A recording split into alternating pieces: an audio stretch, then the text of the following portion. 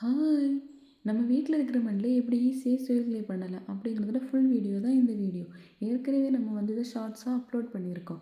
ஷார்ட்ஸில இருக்கிறத விட இதில கொஞ்சம் டீட்டெயில்டாவே காட்டியிருப்பேன். எப்படி நம்ம ஈஸியா வீட்ல சுயர்களை மேக் பண்ணலான்னு. அப்போ இந்த வீடியோ உங்களுக்கு பிடிச்சிருக்குன்னா சேனல ஒண்ணு சப்ஸ்கிரைப் பண்ணிருங்க. அப்படியே லைக் பண்ணி, கமெண்ட் பண்ணி உங்க ஃப்ரெண்ட்ஸுக்குமே ஒண்ணு ஷேர் பண்ணிருங்க. அப்போ வீடியோக்குள்ள போலாமா? ஃபர்ஸ்ட்டு வந்து க்ளே மேக் பண்ணுறதுக்கு நல்லா ஆழமா இருக்கிற இடத்துலேருந்து மண்ணை வந்து தோண்டி எடுத்துக்கணும். நம்ம ரொம்ப ஆழமா எடுக்கும்போது அந்த தண்ணியில வாட்டர் கண்டென்ட் நிறைய இருக்கும். அப்போ நமக்கு தேவை அந்த மண்ணு கிடையாது. அதில் இருக்கிற செளி தான் நமக்கு வேணும். அப்போ அந்த செளியை நல்லா மிக்ஸ் பண்ணி ஒரு துணியில் நம்ம அரிச்சு எடுத்துக்கலாம். நம்ம எந்த அளவுக்கு இந்த க்ளேயை அரிச்சு எடுக்கிறோமோ அந்த அளவுக்கு நம்ம க்ளே வந்து ரொம்ப சாஃப்டாக வரும். க்ளே மேக்கிங்லேயே க்ளே வந்து நல்லா சாஃப்டாக வரணும்னாலே நல்லா அரிக்கணும். அதில் எந்த தறியோ கல்லோ மண்ணோ எதுவும் இல்லாத மாதிரி நல்லா அரிச்சோன்னா நம்ம க்ளே வந்து ரொம்ப சாஃப்டாக இருக்கும். நம்ம செய்கிற திங்ஸுமே கூட சூப்பராக வரும்.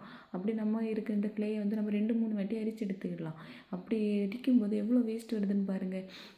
ஒரு வாட்டி அரிக்கும்போது பெரிய நிறைய வேஸ்ட் வரும். அதுக்கப்புறமா சின்ன சின்ன வேஸ்ட் எல்லாமே வந்துடும். இப்படி அரிச்சு எடுக்கும்போதே நம்மளோட க்ளே வந்து எவ்வளோ சாஃப்டாக கிடச்சிருக்குன்னு நமக்கு பார்த்தாலே தெரியும்.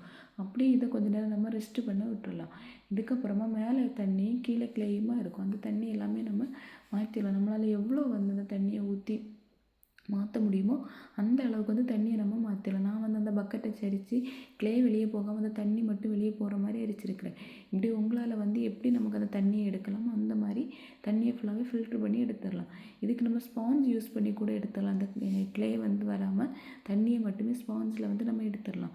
இப்படி நம்மளால் எவ்வளோ தண்ணி வந்து இந்த ஸ்டெப்பில் நம்ம களைய முடியுமோ அவ்வளோ களைஞ்சிடலாம். ஏன்னா இதில் இருக்க வாட்டர் கண்டென்ட் போகும்போது தான் நம்ம க்ளே வந்து நமக்கு சூப்பராக கிடைக்கும்.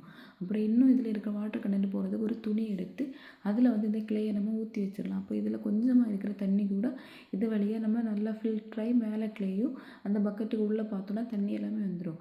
இன்னொன்று இதை நம்ம கிழி கட்டி விட்டால் கூட இதில் இருக்கிற தண்ணி எல்லாமே போயிடும். எப்படி நம்மளால் இந்த தண்ணியெல்லாம் களைய முடியுமோ அப்படி தண்ணியை ஃபுல்லாகவே ட்ரை பண்ணி எடுத்துடலாம்.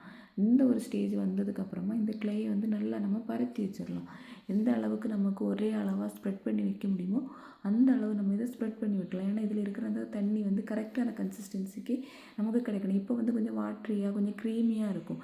இது மாதிரி நமக்கு கிராஃப்ட் எல்லாம் பண்ணுறதுக்கு கொஞ்சம் தண்ணி எதுவும் இல்லாமல் கொஞ்சம் கரெக்டான கன்சிஸ்டன்சியில் கிடைக்கணும்.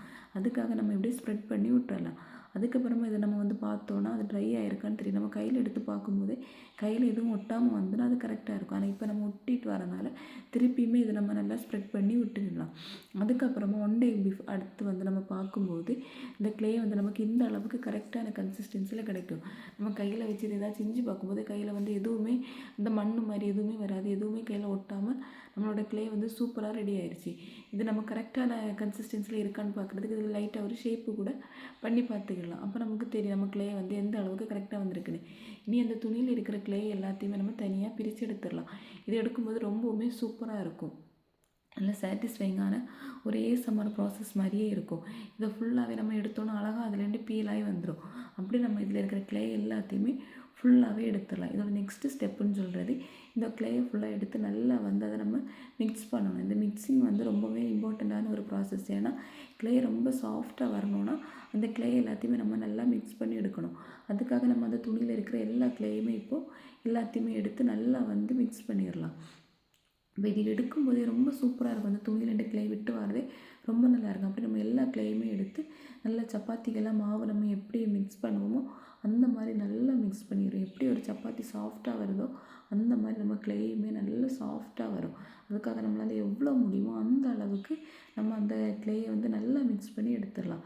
எடுத்ததுக்கப்புறமா பார்த்தா நம்ம க்ளே வந்து சூப்பராக ரெடி ஆயிடும். இப்போ நம்ம மிக்ஸ் பண்ணும்போதே நம்ம இந்த க்ளேயை வந்து எந்த ஒரு ஷேப்பில் வேணாலும் மாற்றி நம்ம அதை ஸ்டோர் பண்ணுறதுக்கு ஏற்ற மாதிரி வச்சிடலாம்.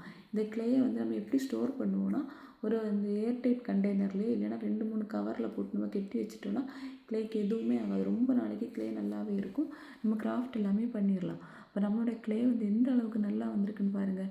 அதை நம்ம பிடிக்கும்போது அந்த அளவுக்கு சாஃப்டாக இருக்கும். சும்மா க்ளே எடுத்து விளையாடுனா கூட ரொம்ப சாட்டிஸ்ஃபைங்காக ஒரு ஸ்ட்ரெஸ் ரிலீஃபாக இருக்கும். அந்த அளவுக்கு நம்ம க்ளே வந்து சூப்பராக வந்திருக்கு. அப்போ நீங்களும் உங்கள் வீட்டில் இருக்கிற மாதிரிலாம் இப்படியே க்ளேயை வந்து ட்ரை பண்ணி பார்த்துட்டு எப்படி இருக்குன்னு சொல்லுங்கள். அப்போ இன்னொரு